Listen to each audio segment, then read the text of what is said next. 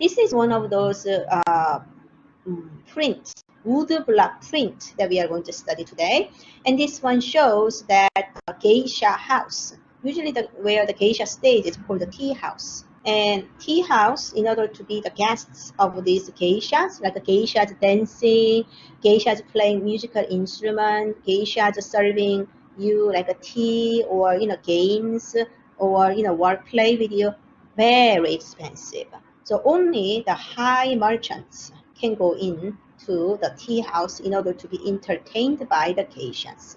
And again, geishas are not your regular barmaids or not even close to prostitutes. There are really like a low-class prostitutes as well, but geishas are not for those kind of purposes. They got training for art of entertainment. So anyhow, here is the story of ukiyo-e. So in the upper part of society, you can commission work Hano, Rimpa and Maruyama and all those named painters, or you can go for literary artists.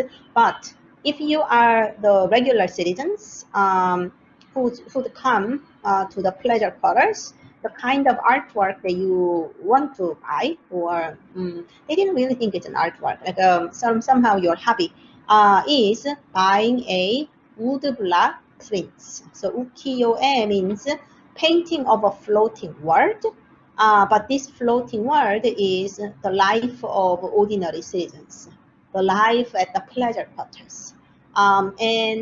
Usually this one is, it says painting because it's e means painting, but it is not one of the kind. These are wood block prints. So usually they are printed in a number of sheets. So ukiyo itself means floating world. And where did it come from? A literary story written by Asahi Ryoi. So he says, living only for the moment, turning our attention to the pleasure of the moon, the snow, the cherry blossoms, and the maple leaves, singing songs, drinking wine, in just the floating. This is what we call the floating world. So aristocrats, imperial family, as well as wealthy merchants, they had a stability in life. But people below, right, especially peddlers, artisans, or low-level merchants, they didn't have those kind of stability in life. So for them, they were living for the moment, just for now, in floating world. Do you know the Latin words carpe diem? This means seize the day, right? You seize the day. That means you live only once. If you don't do it now, you cannot do it forever, right? You don't know what tomorrow will be. That kind of attitude. Aristocrats and wealthy merchants, they know what the tomorrow will be. Maybe the same, right? But these little peddlers, they don't know. If there is fire today, there is no business tomorrow. If he got killed on the road today, then there is no tomorrow for them. Those kind of ideas. So usually the subject matters are popular women, like a geisha type of popular woman, landscape, and sumo wrestlers, and kabuki actors.